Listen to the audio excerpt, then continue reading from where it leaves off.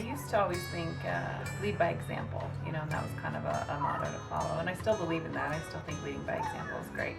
But I also think that I've learned to respond to the people that you're working with. So whatever role that may be in, and understanding what works for them, what motivates them, really kind of trying to look at things through their perspective so that you can help them in the best way or lead them in the best way. So I try to lead by example, but also look at what others need and what works best for them. As my former boss used to say, being able to steer instead of row, and that's really important.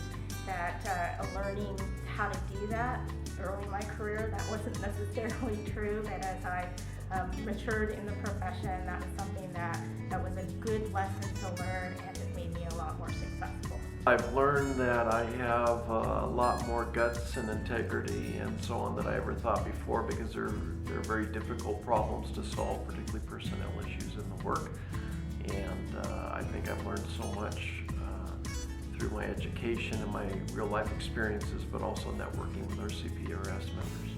I would say probably the biggest leadership lesson I've ever had is when I got into a supervisory role.